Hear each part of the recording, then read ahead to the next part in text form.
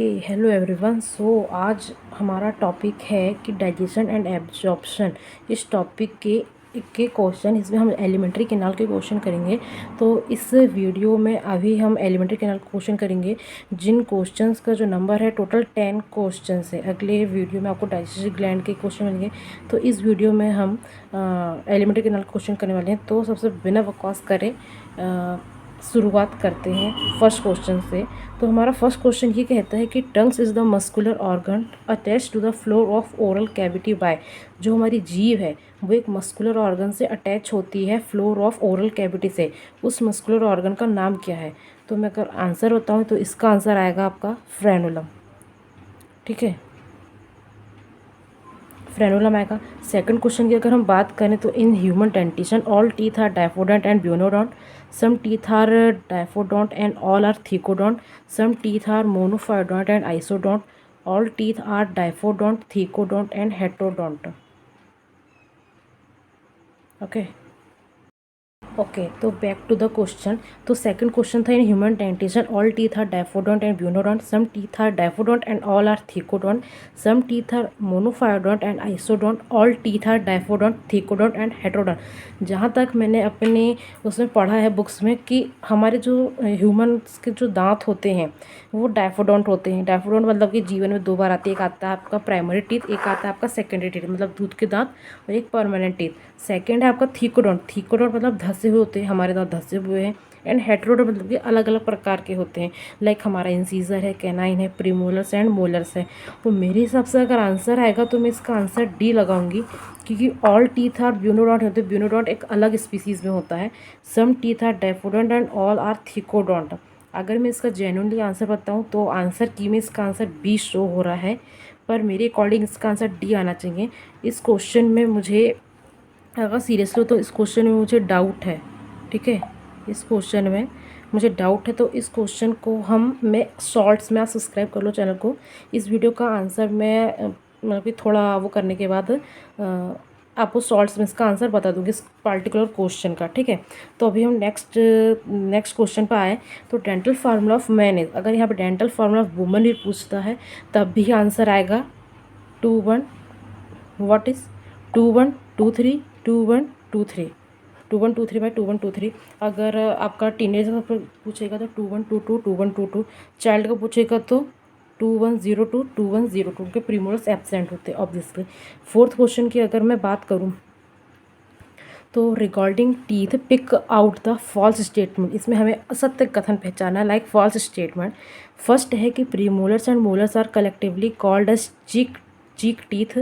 Last 4 molar teeth called wisdom teeth appear only at 18 और later. In milk teeth premolars are absent. बिल्कुल सही है ये तो। Teeth are mainly made up of enamel, ये wrong है आपका। प्रीमोलर्स और मोलर्स को चिक टीथ कहते हैं, करेक्ट। लास्ट 4 मोलर टीथ 100% को जो हमारे जो जबड़े होते हैं उसका हाफ पार्ट लेते हैं। अगर हम लास्ट मोलर को देखें, इधर का लास्ट मोलर, उधर का लास्ट, नीचे का लास्ट और नीचे का दोनों लास्ट के, तो चारों मोलर्स जो होते हैं लास्ट वाले विजडम टीथ है, अकल दाढ़ जिन्हें कहा जाता है, वो जो 18 के बाद ही आते हैं। मिल्क टीथ एब्सेंट होता है प्री मोलर्स। ओके, 2 1 0 2 0 आया है, एब्सेंट है। Teeth are mainly made up of enamel, of course यही आंसर है, क्योंकि एनेमल सिर्फ एक परत है जो कि एक बहुत मजबूत परत है। वो एनिमल की परत केवल चढ़ी होती है, उससे बना नहीं होता है। तो इसका आंसर आएगा हमारा टी, अपना डी आंसर आएगा। ओके, फिफ्थ क्वेश्चन है कि choose the wrong statement from the following. Wrong बताना है इसमें भी हमें। फर्स्ट बोलता है कि posterior part of oesophagus has a circular muscle called gastro oesophageal sphincter. ये बिल्कुल सही है, क्योंकि यहाँ पे पोस्टीरियर पार्ट ऑफ ईसोफेगस है। अगर यहाँ पर बोल देता पोस्टीरियर पार्ट ऑफ, अगर यहाँ ये सही है, अगर इस दूसरे कॉन्टेक्स्ट में क्वेश्चन होता कि एंटीरियर पार्ट ऑफ स्टमक, तब भी आंसर सही होता, क्योंकि ईसोफेगस का पोस्टीरियर एंड स्टमक का इंटीरियर पार्ट में एक स्फिंक्टर होता है, gastro oesophageal sphincter, circular muscles होती है। ठीक है। सेकंड है कि pyloric stomach lead to small intestine by an opening called pylorus. 100% true. ठीक है। थर्ड है कि when food material passes through the pharynx the glottis closes the epiglottis. ये रॉन्ग है, क्योंकि ग्लॉटिस एपिग्लॉटिस को क्लोज नहीं करता है। जो एपिग्लॉटिस है, जो एक ढक्कन है, वो ग्लॉटिस को क्लोज करता है। और ये ग्लॉटिस जो ओपनिंग होती है वो होती है हमारे ईसोफेगस की ओपनिंग। ठीक है, आया समझ में। और डी ऑप्शन को होता है कि वेलायो small intestine consist of a capillary network and a small lymph vessel called lacteal. 100% true. Okay, तो इसका आंसर आ जाता है आपका कौन सा, सी आ जाता है ऑब्वियसली। ठीक है। अगर सिक्स क्वेश्चन की बात करें तो stomach located in the upper left portion of abdominal cavity has 4 part. आपको ए बी सी बताना है। ए बोलता है कि portion into which the oesophagus open and the B region body and a C region which open into small intestine. आपको A B C बताना है। तो small located in the upper left portion of the abdominal cavity 100%। 4 part इसके। आपका जो ए part है वो आपको कहता है, अगर मैं ए पार्ट की बात करूँ तो portion into which the oesophagus open. Stomach का कौन सा पार्ट है जहाँ पे ईसोफेगस ओपन हो रहा है? ऑब्वियसली कार्डिक पार्ट है। और कार्डिक एक ही ऑप्शन में है, कार्डिक एक ही ऑप्शन है, वो बी ऑप्शन है। आपको टाइम बचाना है एग्जाम हॉल में आपका। तो फर्स्ट ऑप्शन मैच हो रहा है, 100% ट्रू है। तो बी ऑप्शन भी ऑब्वियसली मैच करेगा कि which the oesophagus open, which fundic region body है, fundic region body fundic region है, and a portion which open into small intestine pyloric. हो गया A B C correct. Seventh question पे अगर मैं पाऊँ तो inner wall of stomach bear longitudinal folds called. Inner wall of stomach, अगर मैं यहाँ बात करूँ ना, सबसे पहले इंटेस्टाइन की अगर बात करूँ, इस क्वेश्चन को छोड़ो अभी। इंटेस्टाइन के जो फोल्ड्स होते हैं उन्हें हम क्या कहते हैं? विलाई कहते हैं। पर स्टमक में जो इनर वॉल में जो फोल्ड्स है उन्हें हम कहते हैं रूगे। ये बहुत इंपॉर्टेंट चीज़ है आपकी, कि स्मॉल इंटेस्टाइन में जो फोल्ड्स हैं उन्हें विलाई कहेंगे, और स्टमक में जो इनर वॉल है उसकी फोल्ड्स हैं उन्हें रूगे कहेंगे। गैस्ट्रिक होते हैं ना आपके, गैस्ट्रिक इनर वॉल। ठीक है, सिरोसा, सब म्यूकोसा, सिरोसा, मस्कुलरिस, सब म्यूकोसा एंड म्यूकोसा। जो म्यूकोसा वाला इनर वॉल है उसमें आपके रूगे होते हैं, फोल्ड्स होते हैं। ठीक है। अगर मैं 8th क्वेश्चन की बात करूँ तो सेलेक्ट द करेक्ट सीक्वेंस बताना है आपको इसमें। ठीक है, तो सीक्वेंस मैच करना है। तो अगर देखा जाए यहाँ पर तो ड्यूडेनम, इलियम, इसको बताना है कि किसके बाद कौन सा आता है।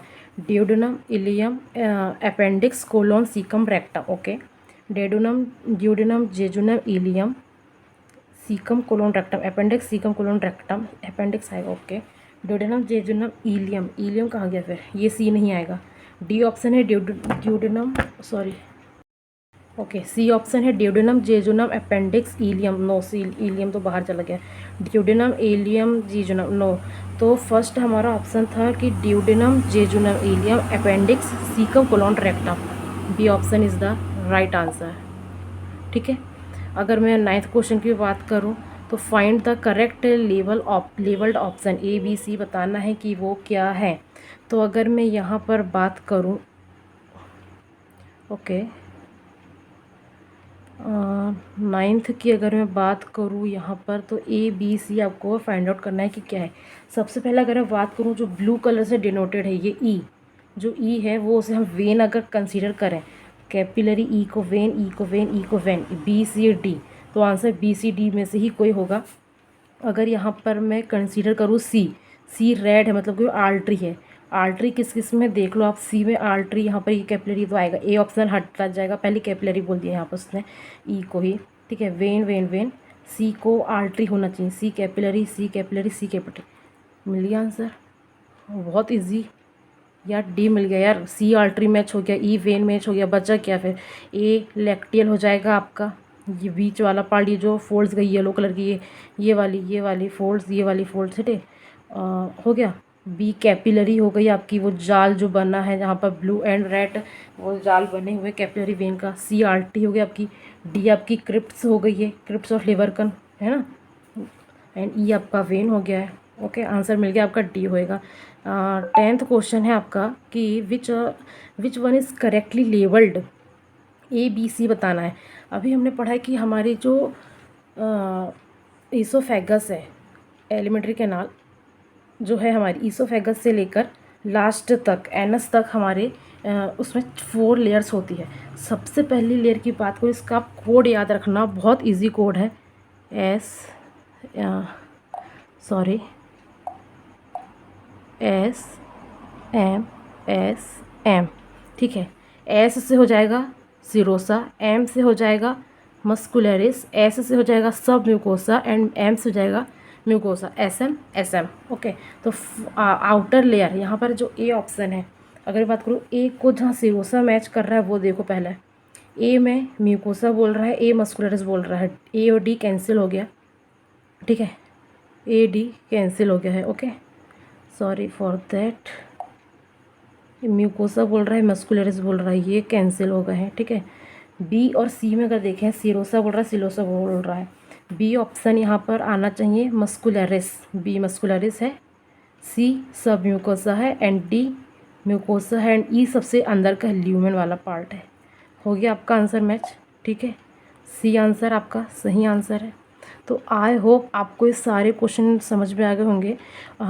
हम इसमें अगर मैं बात करूँ तो यहाँ जो सेकंड क्वेश्चन, इसमें मुझे भी डाउट है कि ये इसमें आंसर की मैं आंसर बी ऑप्शन दिखा रहा है कि ऑल टी था टाइफोइड और ऑल टिकोड।